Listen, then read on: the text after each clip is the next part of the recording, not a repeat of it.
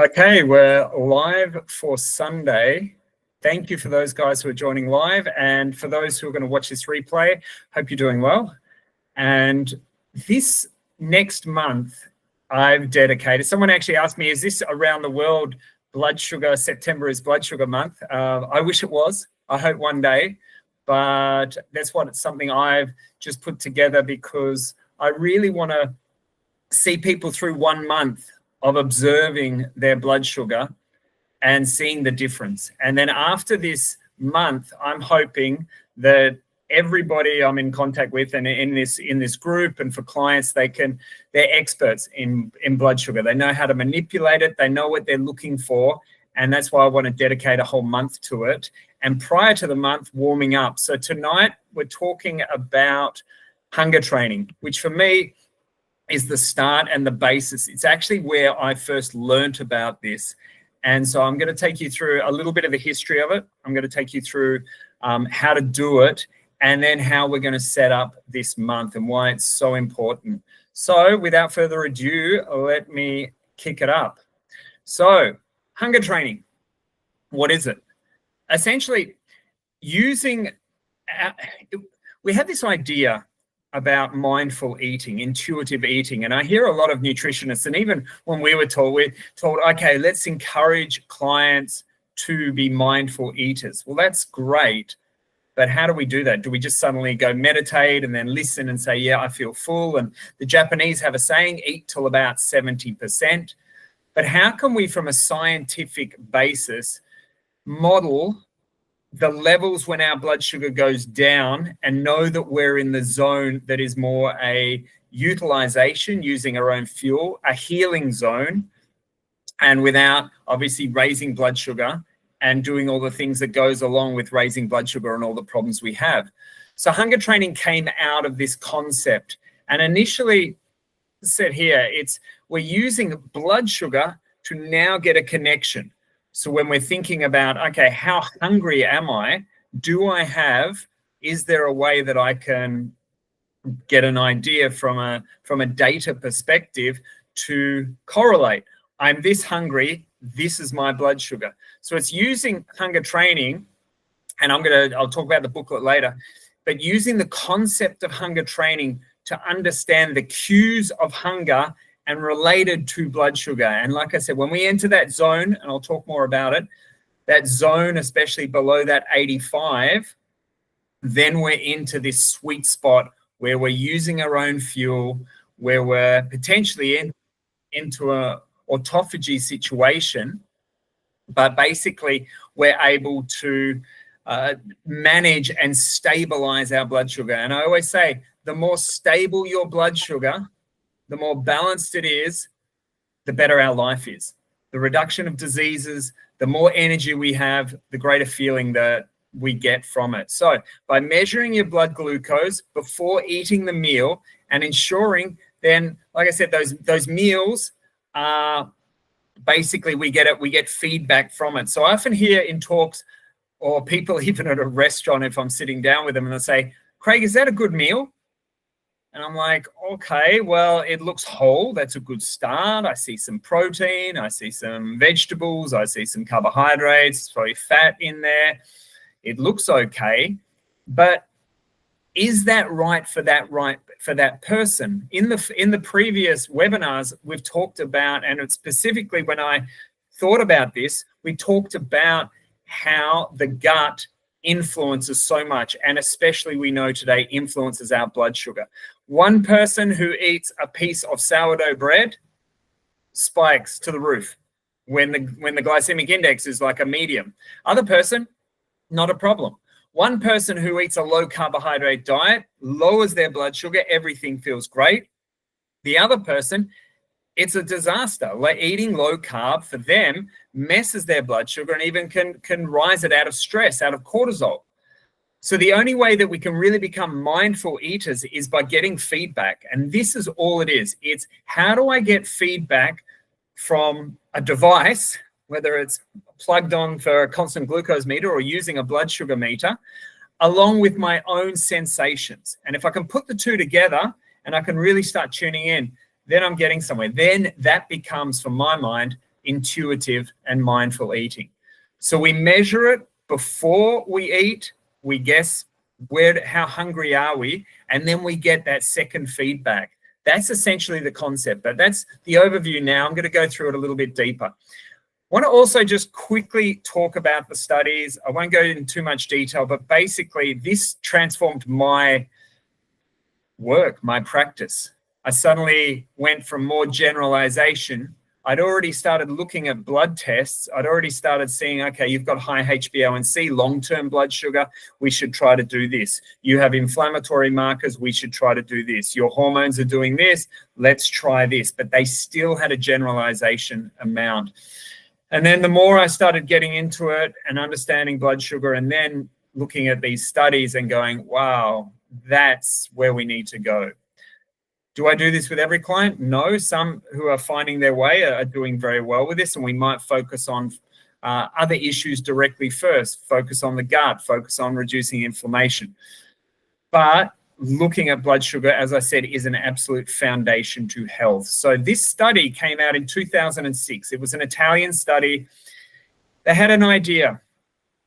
How much is hunger related to blood sugar? So that was their experiment. Is physiological hunger, the cues, the signs of hunger, directly related to your blood sugar levels? And then the second part is, could we train people to predict their blood sugar based on their hunger? That's that intuitive part. Both, yes, both got a tick.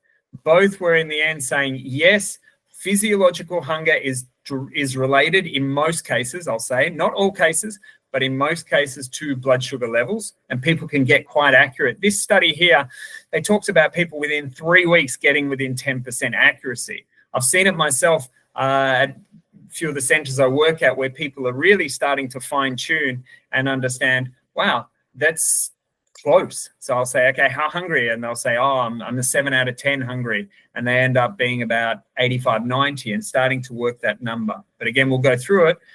But what they showed was that there is a basis for hunger, blood sugar. And this study then became future studies. They replicated in New Zealand, found the same results in the other countries. So it became a real benchmark for using this strategy of hunger training.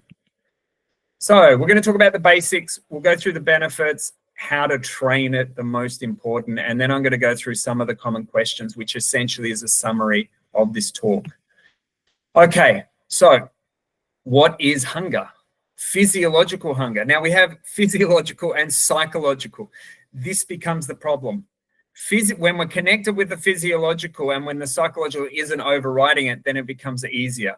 I'm hungry, my blood sugar is lowers. So what does that hunger feel like? They describe something called an empty, hollow sensation, okay? Basically, it's the hunger pangs, that feeling like, oh, my God, I'm really hungry right now. And part of it is related to, for your digestive system, when your body is clearing food. And they'll talk about, obviously here it's written the stomach and the small intestine. When we've cleared the food, basically this hollow, now our gut is emptier, and the receptors, the signalers will say, oh, wow, okay, we're empty. I think we need to eat again soon. And with that, as we lower or empty that stomach, we empty the contents, the blood sugar has risen because of it. Now we're potentially, blood sugar is going to start falling, and we'll be looking for, okay, let's look at our own sources of fuel, or let's look at an outside source of fuel. So that was the first, the empty, hollow sensation. The second was that physical sensation, which many, especially females, experienced, where it was lightheadedness, that when blood sugar goes down. I do notice, not always, but a slight difference between men and women in terms of this, where if I see a female's blood sugar getting at that, like, down to the low 70s and 70, their lightheadedness, they'll describe it as often stronger.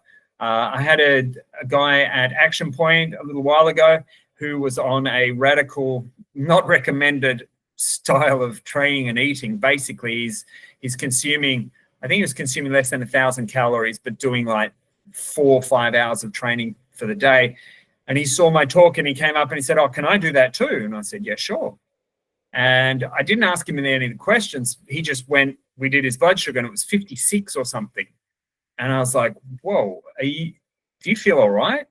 Are you weak, hungry? What's going on? He said, yeah, I feel a little bit weak and yeah, I'm a bit hungry. And then he told me that he's on like a massive deficit. He's lost this much weight. And I said to him, look, this isn't healthy. It's not good for the body. We'll talk more about that. But when your blood sugar goes too low, cortisol will really start to save you. Low blood sugar is not fueling the cells and it's dangerous. And in his psychology, he was overriding a lot. Hey, I'm losing weight, I'm doing this. But when he finally realized, and when I explained it, he said days later, I started eating, increasing, I felt so much better. So there is this psychological element that I want to bring into it. It can override the physiological, but if we are as clear as possible with stress, we're focused on ourselves, then hopefully we get those signals. But those two signals, empty, hollow, so the gut, hunger, that actual hunger, and then the other ones are lightheadedness, fatigue, weakness in the body, that it needs to raise blood sugar. So what are the reference ranges? And I will say, I'm going to talk in a moment about the book that I've created, and this is in there, so no one needs to take notes or write this down. But the standard reference ranges I spoke about last week are 70 to 100 in terms of normal fasted blood sugar. And we often talked about fasting being over 8 hours. I'm going to talk about fasting essentially being a couple of hours after eating, okay? That's what I want to see a person actually get in that optimal.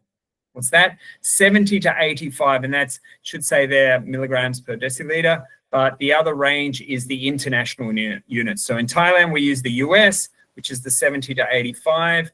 And in the Europe, Australia, using 3.9 to 4.7. To get the figure, it's a divide or times by 18. So 70 divided by 18 leads to that 3.9. Normal, 70 to 100. And then we have pre-diabetes and then diabetes over that 126. Some labs 140, but generally 126. So that is essentially before eating. And when what I'm recommending people do is before they have a meal, they measure their blood sugar, and I'll show you the chart that I've created. They listen to their hunger signals, and the more you do it, the first time you're like, I'm not sure how hungry I am and how this is related. I'm guessing blood sugar. But you start testing before the meal, and then 2 hours later, 90 minutes to 2 hours, testing after the meal. Now, the American Diabetes Association says, okay, if your blood sugar is like less than 100, and I think even like these markers here, like less than 200 2 hours after eating, then okay, you might be pre-diabetic. If it's under 140, everything's great. I'm like, 140, it's way too high. That means insulin is working so hard and it's probably resistant at that stage. I want a person 2 hours after eating to be as close to that pre as possible. Then I know insulin is working really well and that meal was a really safe, solid, stable blood sugar meal.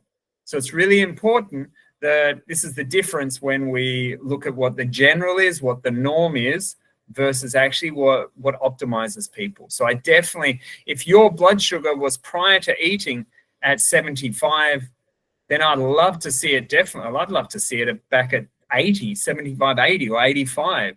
And that will show, wow, insulin's working great, but at least under that 90 mark. So again, this is in my booklet. What are some of the impacts? So this slide talks about the impacts of behavioral eating. How does it improve us? Well, first, obviously, it improves us by having lower blood sugar because of that awareness. So in terms of us making choices, it gives us a chance to see, I eat this or I do these things because it's not just about what you eat, which I'm going to talk about in a moment. It's also based on stress levels, based on exercise, based on certain variables related to how we live each day. But if I take advantage of this, studies will show that people will make better choices. It's hard to keep dismissing if you're using the blood sugar meter regularly and you're like, that meal, I'm still over 120, 130. It really allows you that awareness to then make a decision. And most people, if they're focused on restoring health or optimizing health, then they'll say, well, I have to change something. So it gives you that awareness. Increased physical eating, increased eating for physical hunger. So I often talk about the needs of food. For my mind, 80, 90% should be about nourishment. It should be about feeding the cell. The cell, remember, needs fuel and nutrients. It should be about that first to give us energy, because for my mind, energy is the first and most important thing when it comes to our health. There is an emotional component to eating. Most of us have experienced this. I like that emotion to be more I'm trying this food because the taste buds, I'm going to enjoy this sensation. The problem we see today is a lot of people eating not out of hunger, but because it fills a gap. It helps with dopamine, or it helps with one of those neurotransmitters to make us feel better. I've eaten, now I feel calm. I've eaten, now I feel just relaxed. I feel that feeling in there. I'm using food to just escape from the world. So we want a physical sensation to be the majority, of that physical hunger to be that driver. But the emotion I like is around the social and the sensations, all those things. Food can serve that purpose and support emotional well-being and support from a social perspective. We're enjoying food with everyone. But the problem is when it becomes a negative, when it becomes, I need food, I crave sugar, I crave this food, I need more, I can't stop. Obviously, we see a lot of that today. So blood sugar training, hunger training really helps give a person that awareness. So it reduces some of that emotional eating. And for some people gives like the restraint. It says to, whoa, slow down, your blood sugar's too high. Yeah, you've got enough fuel in the tank. Let's just put the rest away, or let's next time not eat as much or fill the plate as much, or the type of foods. So it basically creates more mindfulness, creates less impulsive eating. And this is what we want. We want that distance from a person who was previously saying, I'm an emotional eater, I'm impulsive, for them to have that time, that gap, to now become more aware and then fine tune to say, what does my body need? That's then the next powerful step. So, as I said, the other part is the studies are actually on hunger training pretty impressive for someone who would like to lose body fat. Now, they measure it as weight loss. Let's talk about weight. What is it? Muscle, water, fat. But there is a clear, in my experience also, this weight loss is a change in shape. It's a change in body composition, and it's a move in the right direction.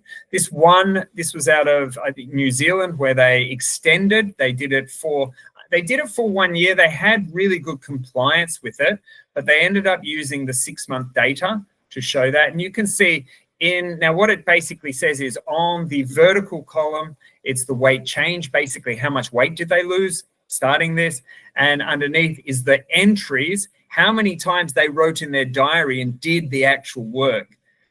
And we understand the more work you do, the more effort you put into it, the better a result. But that's essentially what it's saying. And that's what I'm trying to really reinforce here. If someone really is committed to balancing their blood sugar and getting all the benefits, weight loss, energy stability, mental stability, prevention of diseases, whether it's cancer, heart disease, obviously all the diabetes and metabolic things I talked about in the last webinar. The person wants that putting in the work and regularly testing. And we see those 3 columns. Those who only did 0 to 30 entries, some of them, no results. Some of them gained weight. Some of them we see over like over 5 kilos gain in that 6 months. Many, like a good half, were a weight gain.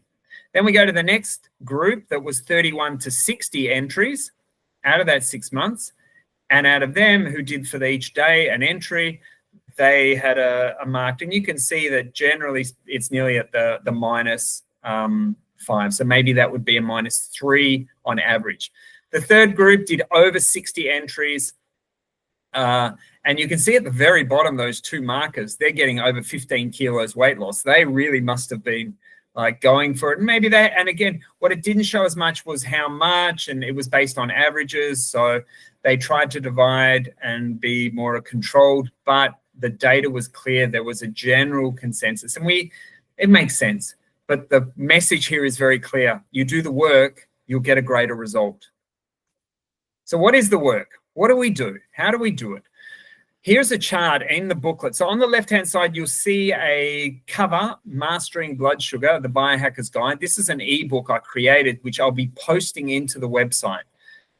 It has all this information that I want you to go through it, look it over. Parts of it, it starts also with blood tests you can put in, but it goes a little bit into the background, but then it goes through, and this chart is in the booklet, plus future charts I'll talk about in a moment.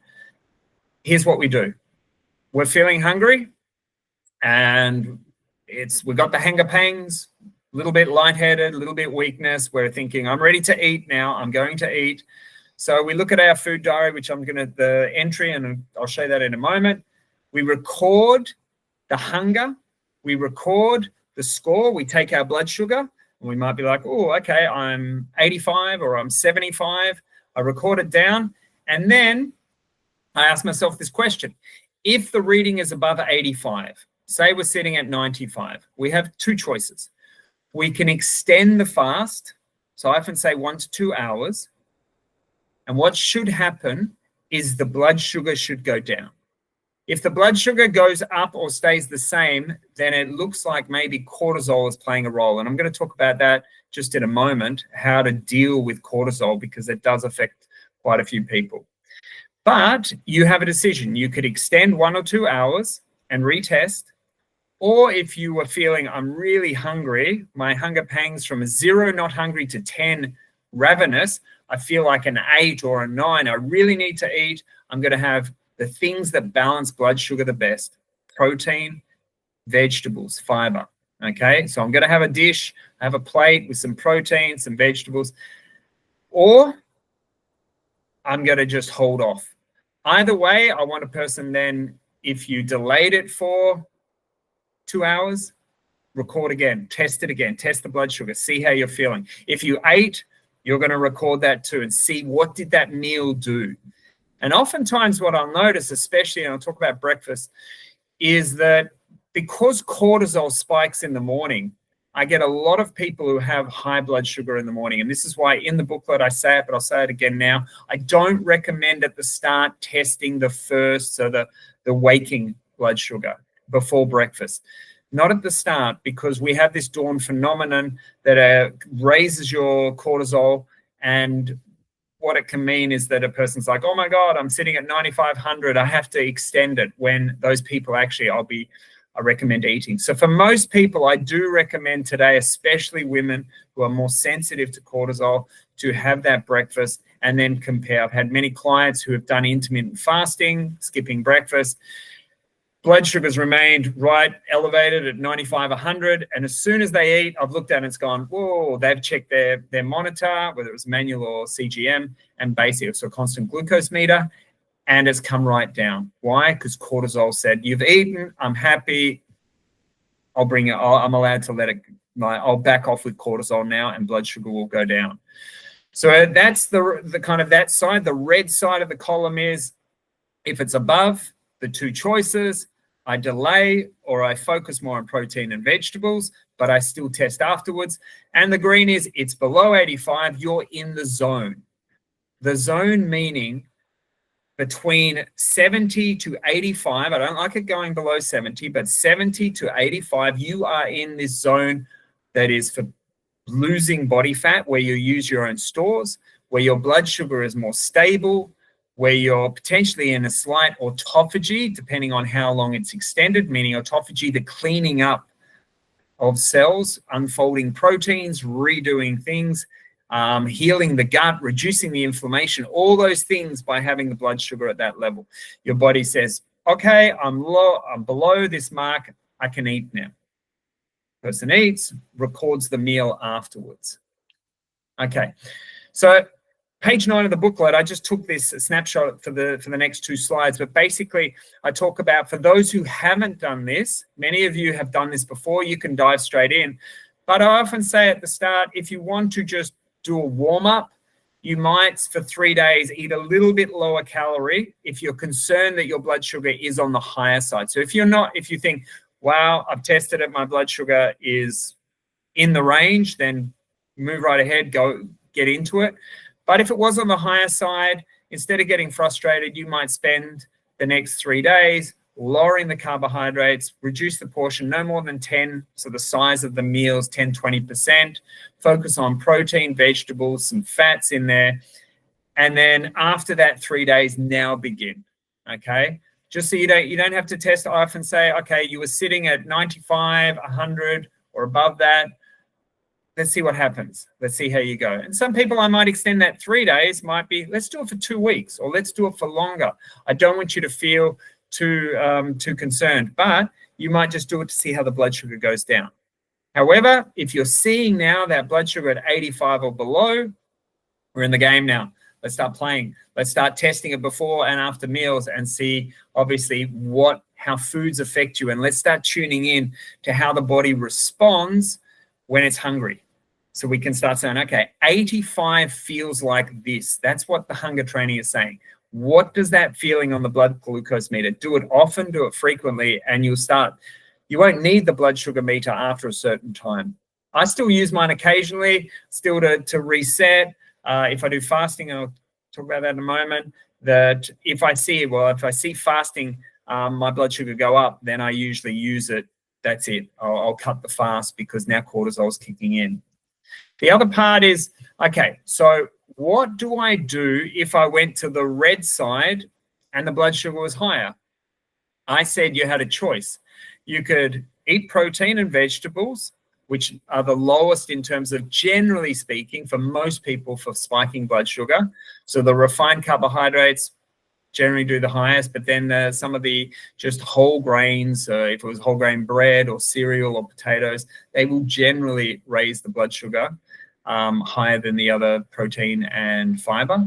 But the other things you could do, if you say, well, I want to delay it, a bit hungry, but I'll delay it. So you keep busy, you drink a lot of water. Some people, they're thirsty, not hungry. So this is where we want to start getting a gauge. I've filled up in terms of water. My hunger cues have come right down. Okay, that's interesting. Maybe a lot of times when I feel like I have to eat every 2 hours, maybe I'm dehydrated. And I see that often too. Person might go for a walk. And actually walking, often for a lot of people, they make chest before and after walk. They go, wow, my blood sugar really came down. But when I do exercise, I go out and do a jog or Zumba, I notice my blood sugar stays elevated. And that's something that I see. And I'll talk in the next slides. Anything that is parasympathetic. What does that mean? Sympathetic, fight or flight, cortisol. And remember, cortisol's job is to raise your blood sugar, plain and simple. So we want to wind cortisol down. We want to relax it. So what we do is we go, okay, well, let's listen to some music. Let's read a book. Let's relax. If we have listened to a friend or phone a friend who's going to relax you. If doing a chore kind of distracts and relaxes you too, then great. So you occupy yourself, ideally not with super stressful things to get cortisol going. And then you retest. Okay, so you've just extended it. But what if it's not coming down? What if it stays above that 85? Had someone just recently sent me a message and said, Craig, they sent me on the phone, it's not going down. It's consistently above the 85, towards 90 and above. Sadly, then cortisol's probably playing a role here. And so cortisol keeps pushing blood sugar up and will want you also to eat more sugar. So how do we deal with cortisol then? We've got to ask ourselves where it's coming from. Is it a mental, emotional stress in the moment, or is it something that's been cumulative, chronic, been suffering chronic emotional, mental stress?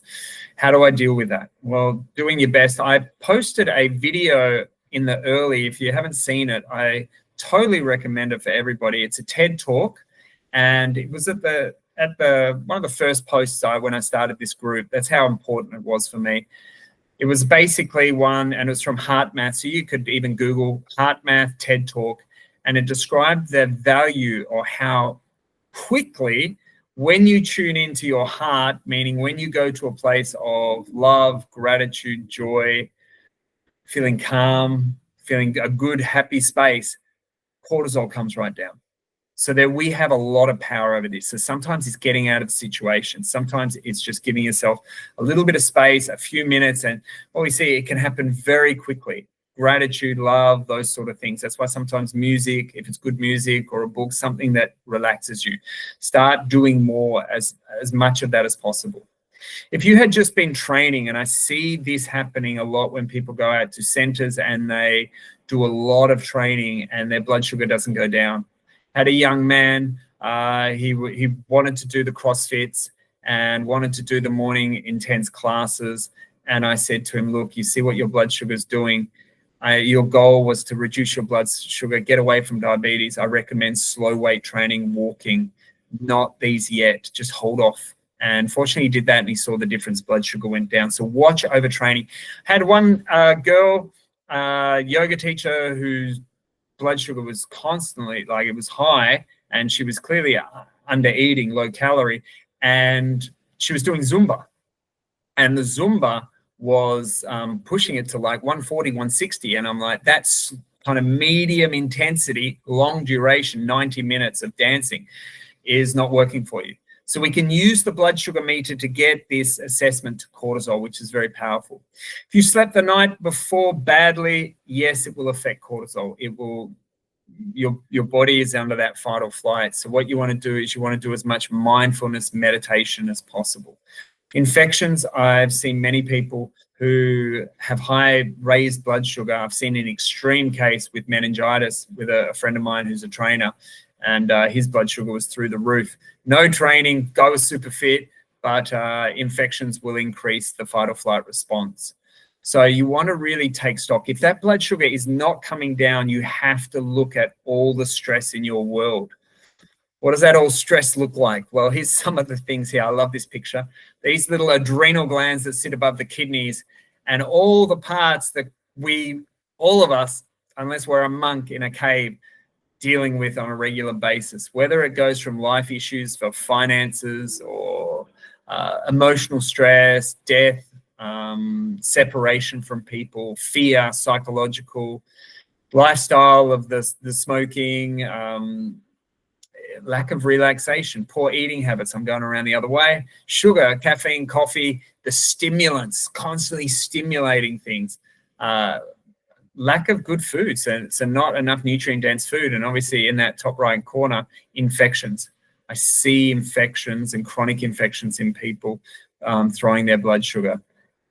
Plus, along with that, what people often take in terms of prescription drugs, things like that. So you want to take stock, stand back from it, and really try to be honest with yourself and say, okay, blood sugar is not going down. Is it a food dietary thing, or is it one of these? Is it a sleep issue, a mental, emotional issue, psychological issue, relationship issue? What is causing my body to be in fight or flight and making my blood sugar be as high as possible so I can run and fight? How do I tell my body it's okay, you don't need to fight right now? Blood sugar can come down.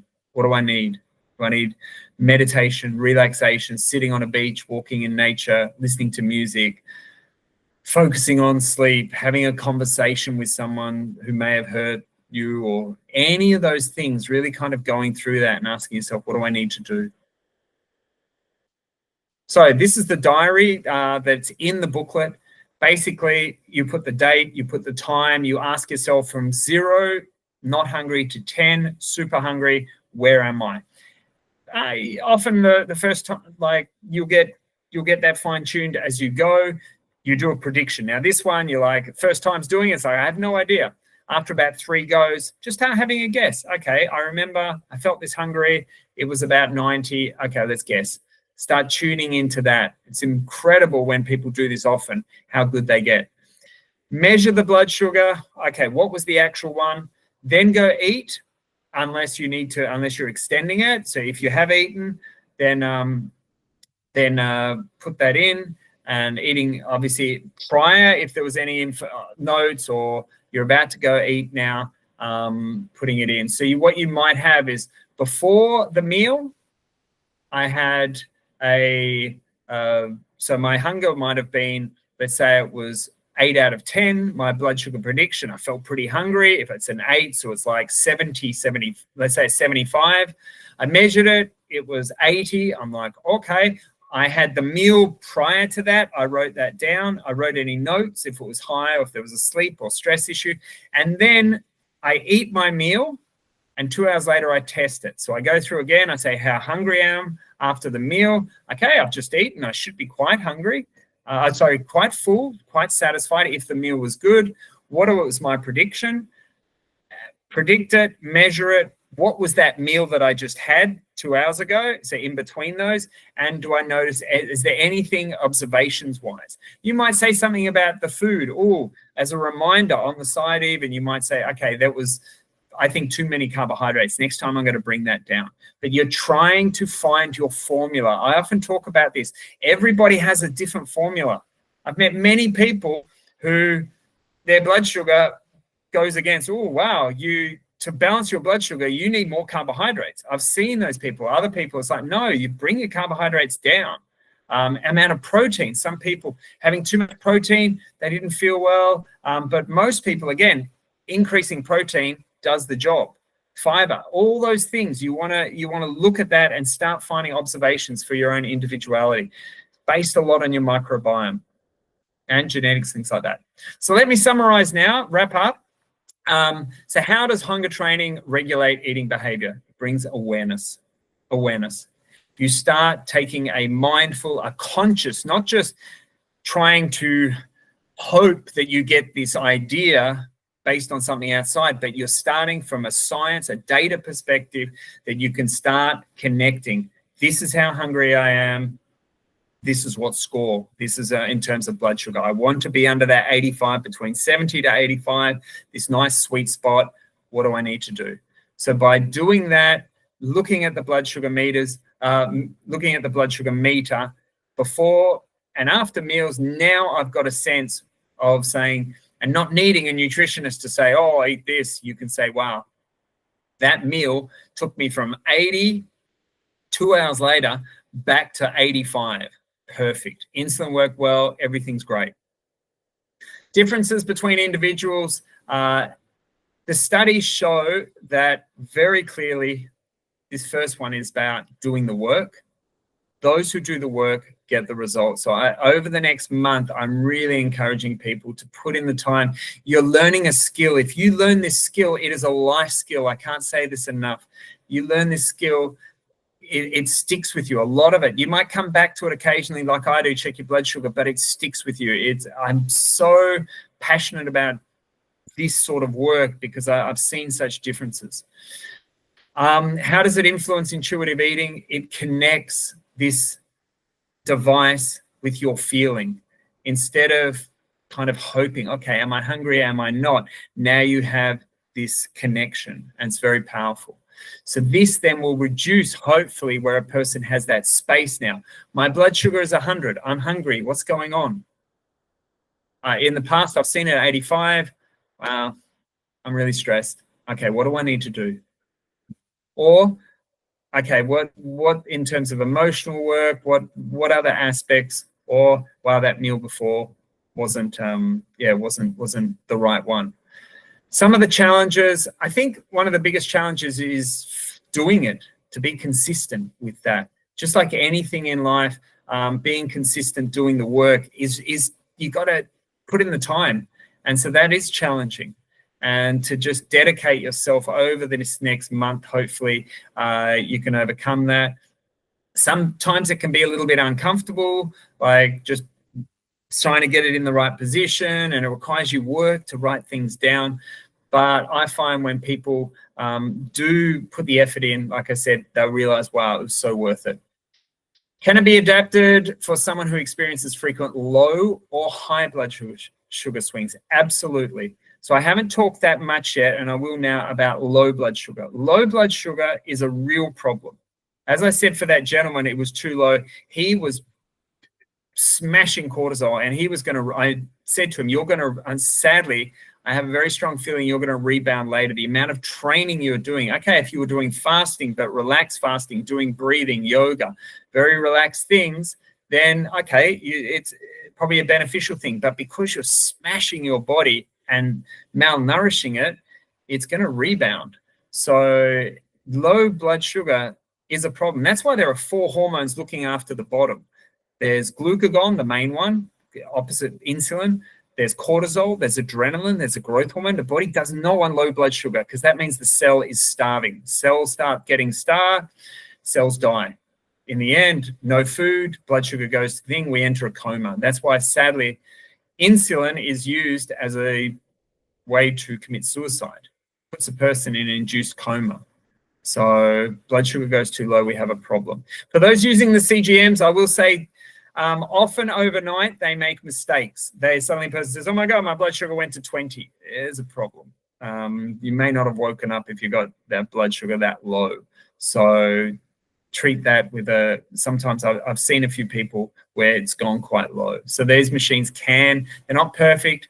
I use a manual, but the CGMs are more convenient if you can access it. In Asia, we struggle to get them except for Singapore. But Australia, Europe, the one that I recommend, I put into the previous Facebook post, the Freestyle Libra from Abbott. They are the classical one. There's Dexcom, which is more the diabetes crowd uses, but they're about 100 Aussie dollars or 50 quid for one of those that lasts for 2 weeks. If you want to look at the previous post. For the manual ones, for those in Thailand, I've put a link to the one I use in Thailand. I like it. It's been very reliable. Okay, in what ways does consistent hunger training support long-term weight loss compared to traditional calorie counting? So I'm taught to prescribe calories. That's how most nutritionists, dietitians are taught. The problem is not all calories are the same. Not all calories, by simply reducing calories, and I've seen this time again, especially with women over 40. Low calorie does not mean low reduction in body fat. It can mean on a scale going down, but often it's muscle. We know that the more stress, cortisol that a person produces during the day, the more muscle tissue will be used for energy overnight. So we have to be careful. Going too much of a deficit and asking too much of a demand leads to lower metabolic rate. That is a problem. So we need to find the right balance. Blood sugar can help this. Hunger training can support naturally long-term blood sugar. See that you're not going too low. See that you're not going too high, causing all the problems when we have high blood sugar. Like I said, the metabolic syndromes, the other issues from cancer, heart disease, just about most of the diseases today have a metabolic aspect. But if we can keep it in that zone as long and often and frequent as possible, we're going to be in what I call this utilization, this potential healing zone, this stabilization. Great for the brain, great for the physiology, great for energy, sustained energy, instead of going up and down like a yo-yo, to have that constant energy. So this is the talk for today. I'll open to the guys here any questions, but what I'll be doing over the next week is adding some posts. You'll see the booklet will be in there. Please download it. Please we'll take certain sections. You might just copy out some of the sections in there, like the chart, or that was what do I do, that flow chart, and the table where you fill out. You might just put it in a booklet yourself. Just say, okay, that's fine. I'll use those columns. I just really hope people take advantage of this and see the benefits of this. It'll be in the recording, so obviously if someone, in terms of when they come back to it, that's up to them too. But I hope it can really play a powerful role in most people, just to get an understanding. So with that in mind, I will stop the recording, and thank you for watching. And any hanging around can ask any questions.